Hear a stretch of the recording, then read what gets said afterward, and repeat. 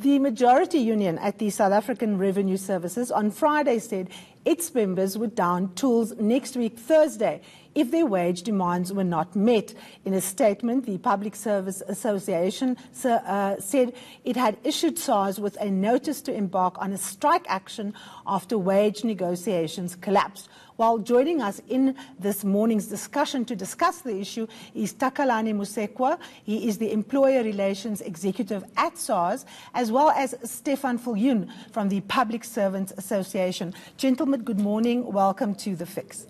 Good morning, Karima. Good morning, Peter. Stefan, let me start with you.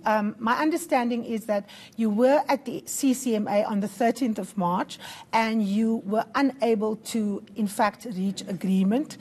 You have deadlocked. Just explain what that process means going forward. Yes, Karima, that is correct, that we have referred a dispute to the CCMA to try and mediate this deadlock that we had with the employer after we've also followed the internal grievance process of not reaching agreement with the employer. So on the 8th of March, we went for the first conciliation session, and the CCMA mediator or the commissioner proposed a proposal to both parties to go back to its members and to the management of SARS to see if we can't settle this deadlock. Parties went back and we reconvened on the 13th of March, and unfortunately the proposal was rejected by both the unions and then also by the employer as well. And therefore a certificate was issued that the dispute remains unresolved. Okay, so what is the next move now? Are you entitled to go on a legal strike now? We are therefore then entitled to go on a legal strike. We therefore issued SARS with a notice on the 20th to say that we give them 7 days notice, and our members will embark on strike action on the 25th. I know Peter's itching to get in, but I want to just speak to you before we go to SARS. Give us an outline of your key demands. Okay, our current key demands is an 11.4% salary increase across the board for all our employees on grades 1 to 6. We also request for a single-term agreement in which SARS have proposed a 3-year multi-term agreement. We're asking for an increase in the long service award. There's a pay progression principle that we need to address for our members because they've been working for quite some time and they're being stagnated on their salary levels. Recognition of improved qualification, although that demand is transversed into almost a bursary demand now, retirement exit gift, and then also the awarding of a family responsibility leave in a 3-year cycle, and then also the awarding of 30 days leave for any employee with more than 20 years of service within SARS. And then also a new leave, which is an introduction of a prenatal or a vaccination leave for all our members. All right, Peter, you want to come in? Yeah, I mean, I'd just like to ask Stefan, I mean, you know, if you're in the private sector and you ask for an 11.4% pay increase, your employer would laugh at you and you wouldn't get it, and you could go on strike, but he'd go and hire other people to do the jobs you are not doing. And I just wonder whether it's, I mean, and there must be a background to 11.4% that I don't understand. You haven't had pay increases for the last 3 or 4 years, but I mean, I know many private sector companies, and my own company that I work for, you know, hasn't given its journalists 11% over the last 4 years. It just hasn't happened. I mean, the money's not there. Why should it be there for you? Well, okay, Peter, just one thing to correct you is that there was a 3-year multi-term agreement that lapsed now at the end of March, and then there was increases during that time. But basically our demand is based on 3 pillars. The one is that if you look at the CPI headlines for 2017-2018, that increase was at 6.8%. In the same period, our members only received a 5% salary increase in the last in that period. And if you also look at the report that we've received, is that the average market salary increase was also 6.8%. Yet again, our members only received a 5% increase. So already our members are below the market average increase that was awarded. Whose research is that based on, if I might ask? We've done that through a Deloitte report that we have done. Okay, let's bring in SARS here, the employer. We've had a situation where this institution has been under incredible attack. It has been chosen by the state capture clique specifically and hollowed out. We've heard from the Nugent Commission of Inquiry. The attitude of South Africans towards the Revenue Service was that why should they be tax compliant when so many people, you know, got off scot-free, and there is a real crisis around the legitimacy of the institution. Can you really afford a strike at this stage, despite the fact that Peter is saying 11.4% is a lot to ask for? Thank you, Karima. I think let me first correct that the Executive for Remuneration and Benefits not employee relations. I think it's true that we can't afford a strike as SARS. This week is our final week of the revenue drive. We need to collect all the revenue that is still due to be collected by Friday, which is the last working day of this financial year.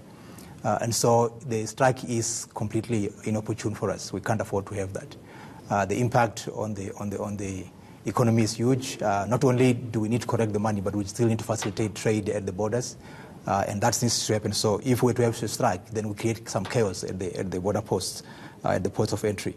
So it is a troubling one. But having said that, as Bruce has just said, 11.4% is a bridge too far. It is not something that What are you prepared to offer? Well, our offer on the table now is 7%. And we believe that it is a very reasonable offer. Inflation as of February is sitting at 4.1%. And we're almost 3% above that already at our 7% offer. So we think what we have to put on the table is very, very reasonable. But do you sorry, if I can, do you accept, as Stefan is saying, that his members have been taking below inflation increases during the past 3-year agreement? No, I don't agree with that. It is not correct. Our past 3-year agreement said we will give CPI plus 1% increase, which is what we've done the last 3 years. So it's not correct that we gave below CPI increases. So we've been giving CPI plus 1. These things, but you both seem, I can't bear watching people who seem reasonable disagree on this. So you've offered 7%, you want 11.4%, that's double the rate of, that's more, actually, it's almost triple the rate of inflation at the moment, and right now. Peter, I think if I can add, like I said, there's 3 pillars. The second pillar that we have is that we also negotiate and bargain on other state-owned entities as well within government. And if you look at the increases that was afforded to them, it was way above what our employees... This year or...? Previous years. And even as we're negotiating currently now for those entities as well, again, they are set to receive higher salary increases than SARS employees. And we are saying that this money comes from the same financial budget itself or the same treasury. Why they must be afforded with higher increases than their employees at SARS.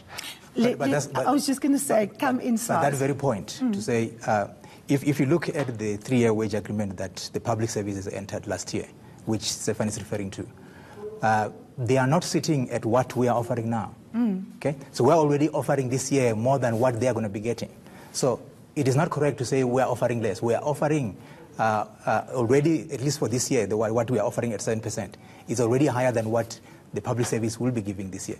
And the public service is generally constrained.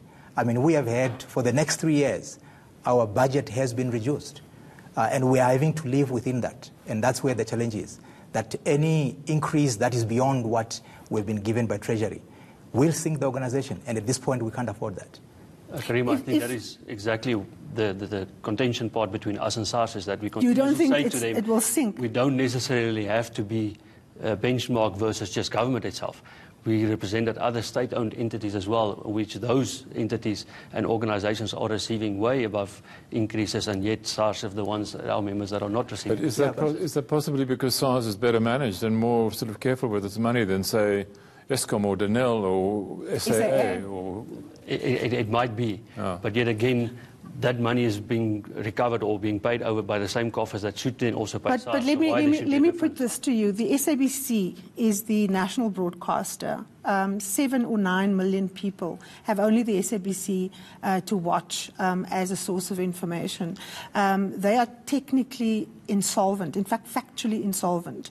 They can't pay salaries at the end of this month.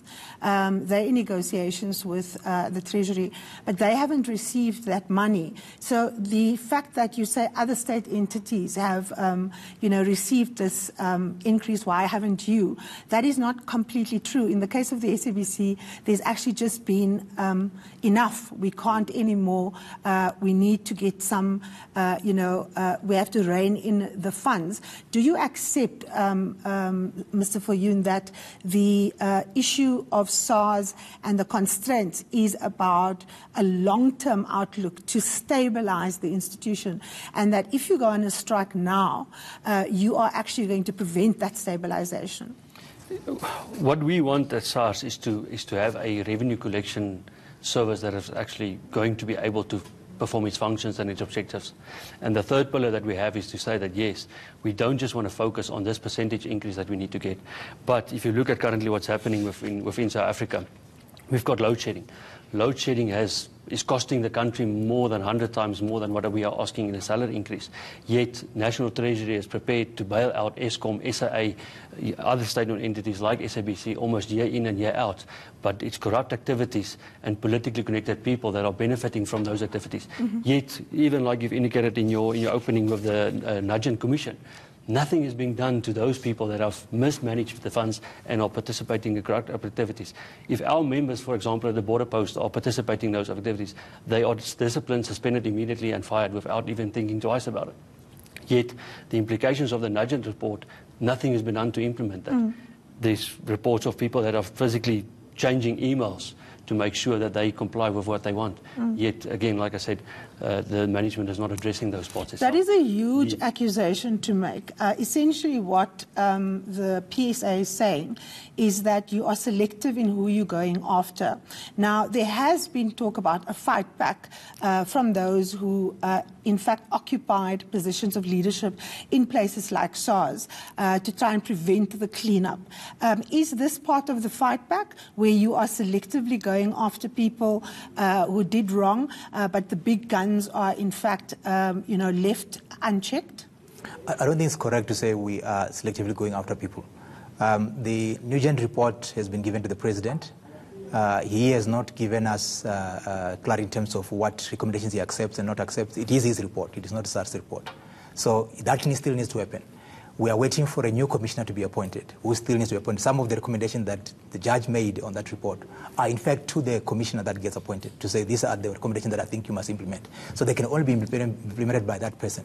So it is not correct to say we are not doing anything. But isn't that a bureaucratic approach? Because you know what's in the Nugent Commission, and we know that the SARS is not without a head. It has an acting head. Correct. What are his powers to actually start acting on those findings of the new Nugent Commission, or does he remain powerless? What are his powers?